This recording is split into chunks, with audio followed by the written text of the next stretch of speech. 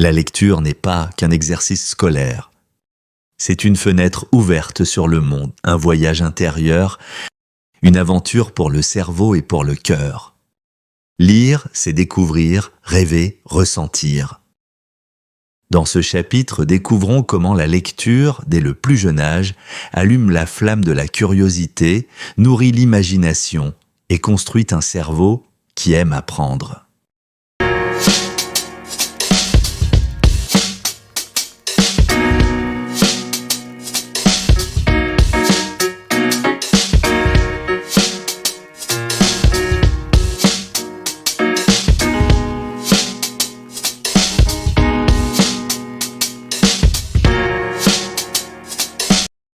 Pourquoi la lecture est cruciale dès le jeune âge? Le cerveau de l'enfant est comme une éponge, il absorbe les sons, les mots, les histoires et les émotions. Chaque livre, chaque conte, chaque échange autour d'une histoire active plusieurs zones du cerveau en même temps: compréhension, mémoire, langage, imagination. Quand on lit à un enfant, son cerveau s'illumine. Il apprend à écouter, à visualiser, à ressentir.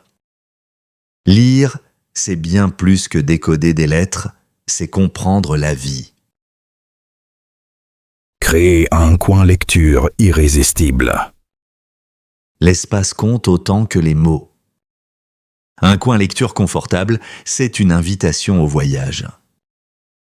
Un tapis doux, quelques coussins, une lumière chaude, des livres à portée de main, et la magie opère. Dans une classe, un simple panier de livres variés placé près d'une fenêtre a transformé l'ambiance. Les enfants venaient d'eux-mêmes, s'installaient et lisaient avec un calme étonnant.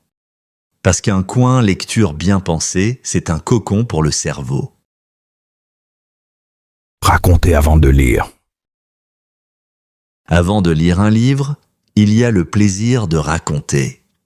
La voix, les gestes, les silences, tout cela donne vie aux mots. Les enfants écoutent avec leurs oreilles, mais aussi avec leurs émotions. Raconter, c'est captiver. Lire à voix haute, c'est transmettre bien plus qu'une histoire. C'est offrir un moment de connexion. Alors, changez le ton pour chaque personnage, jouez avec les pauses, posez des questions. Le cerveau adore les histoires vivantes. Lier la lecture à la vie quotidienne. Les livres ne doivent pas rester dans les pages. Quand on relie la lecture à la vie réelle, on ancre les apprentissages dans le quotidien. Après une histoire sur les animaux, allez observer des insectes ou dessinez-les ensemble. Après un conte sur les émotions, parlez de ce que vous ressentez.